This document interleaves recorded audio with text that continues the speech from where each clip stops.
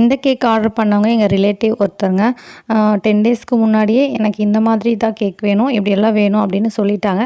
நானும் ஓகே அப்படின்னு சொல்லிவிட்டு ஆர்டர் அக்செப்ட் பண்ணிக்கிட்டேன். இதுவரைக்கும் நான் பண்ண கேக்கில் எல்லாமே வந்து அட்வான்ஸ் அமௌண்ட்டுன்னு நான் எதுவுமே வாங்கினதே இல்லைங்க. எல்லாமே பண்ணி கொடுத்துட்டு அதுக்கப்புறம் தான் நான் வந்து அமௌண்ட் வாங்கியிருக்கேன்.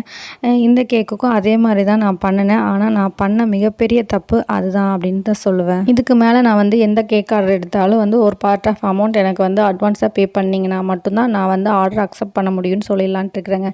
இந்த கேக் பண்ணி முடிச்சதுக்கப்புறம் நானும் வெயிட் பண்ணுறேன். அவங்க வர மாதிரியே தெரியலந்தா, இப்போ வந்துடுறேன், அப்போ வந்துடுறேன், காலையில் வரேன், நைட்டு வரேன், இப்படியே சொல்லி கடைசி வரைக்கும் வரவே இல்லைங்க.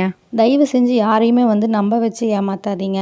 அதோட வலி வந்து அவங்கவுங்களுக்கு அனுபவிச்சாதான் தெரியும். தலைவலியோ காய்ச்சலோ அவங்கவுங்களுக்கு வந்தால் தான் தெரியுங்கிற மாதிரி அவங்கவுங்களுக்கு அந்த விஷயம் வந்தால் தான் தெரியுமாட்டிருக்கு. எனக்கு இதில் போட்டுக்கிற இன்க்ரீடியன்ட்ஸ் எல்லாம் waste, time waste, current waste.